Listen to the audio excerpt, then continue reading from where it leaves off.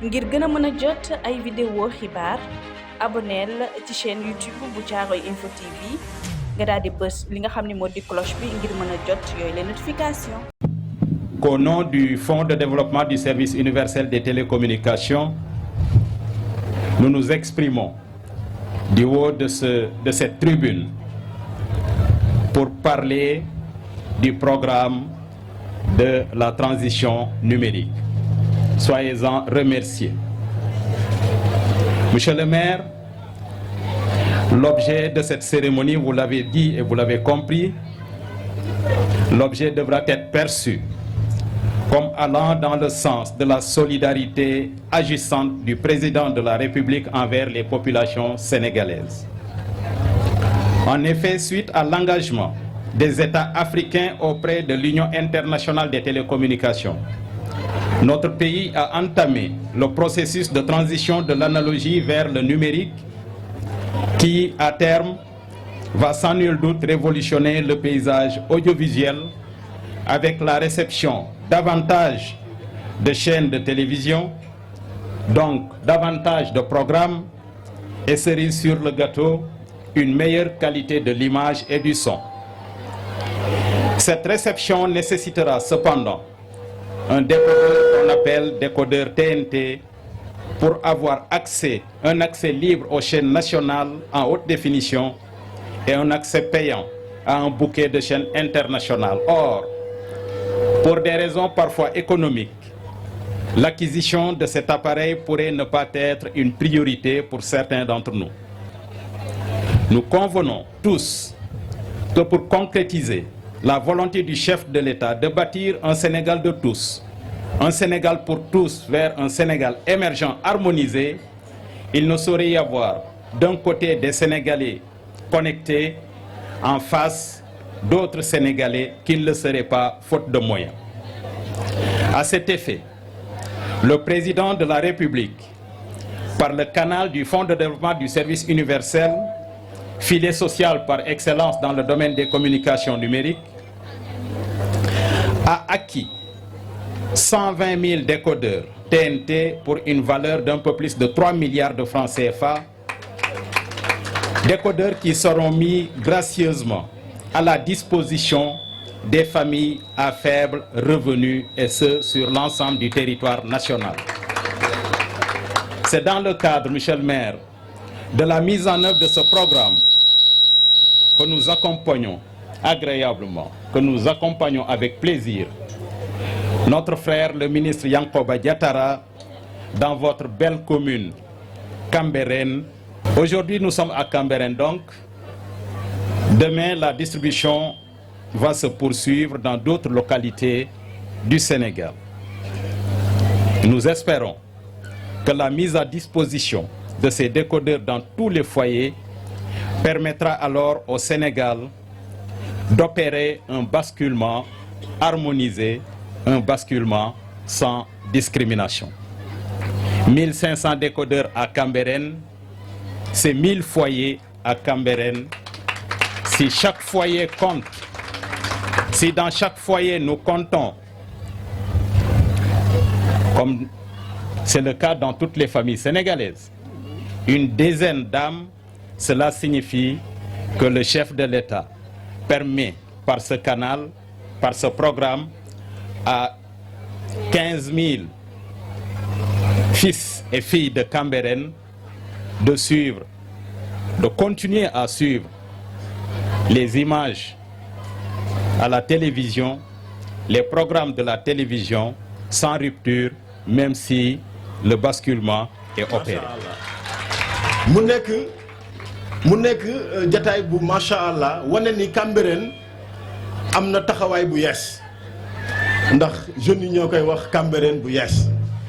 loolu dëppoo dafa mel ni wax jooju dafa am barke ndax bañ ko day wax ba léegi monsieur le ministre ñu ngi sentir ni lu baree ngi jógee ci biti di ñëw Cambérène doon xéewal lii bokk ci muy 1500 décodeurs TNT ñu war ko jox population wu Cambérène monsieur le ministre ñu lay jaajëfal mais di jaajëfal ki nga xam ni jëwriñ nga mooy le président Macky Sall ci yëg-yëg bi mu am ci Cambérène donc occasion la dañoo nekk ci contexte bu particulier muy contexte électoral ñuy profité ci occasion bi di wax ni Macky Sall luñ ko bañ xam ni président bu farlu la ci Sénégal ne waaw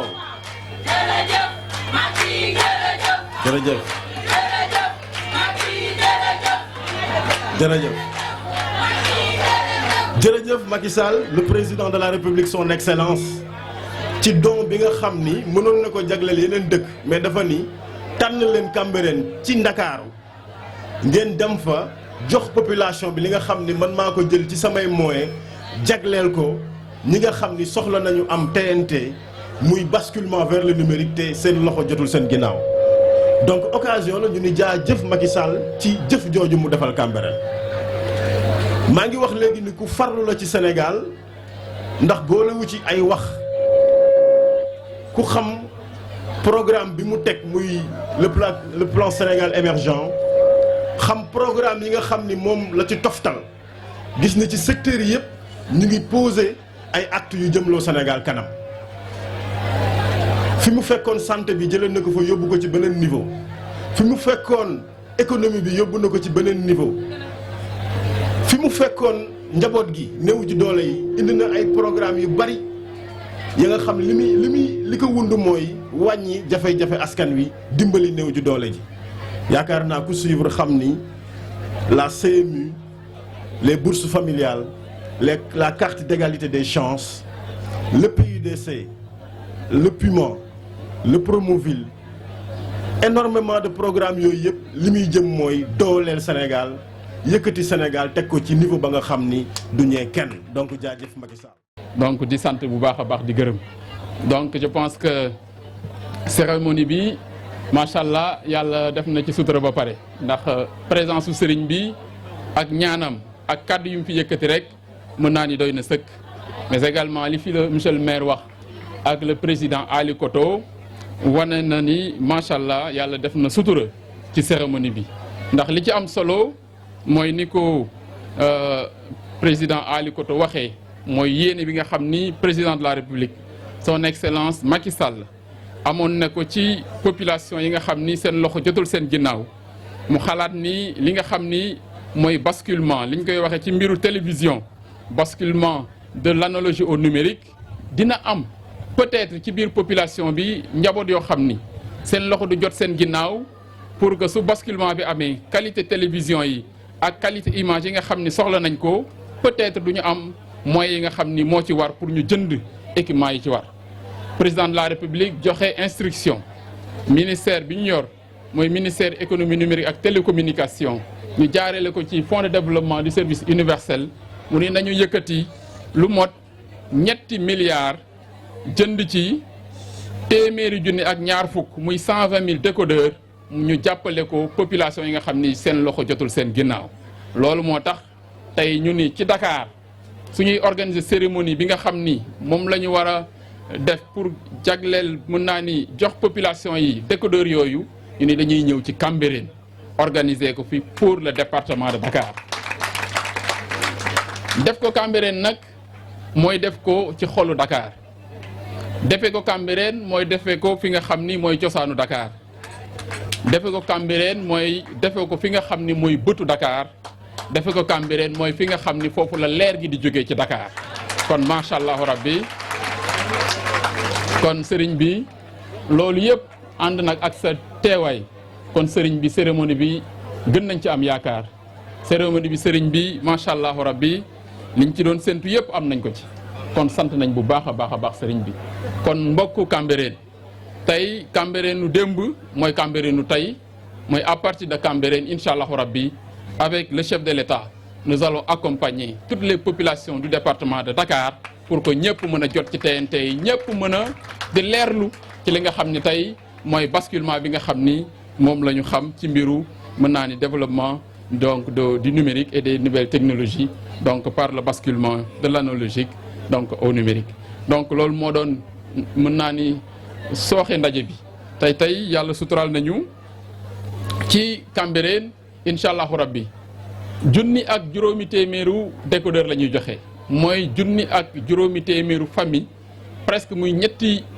15000 fukki junni ak juróomi population dinañ bénéficier wu tey ci li nga xam ni dinañ ko fi joxe. mais mën naa ni loolu tàmbali la rek ndax sëriñ bi téeméeri junni ak ñaar fukki yi nga xam ni président de la république joxe na ko mën naa ni lu ëpp juróom fukki junni mooy 50000 yi département de Dakar lañ koy jox.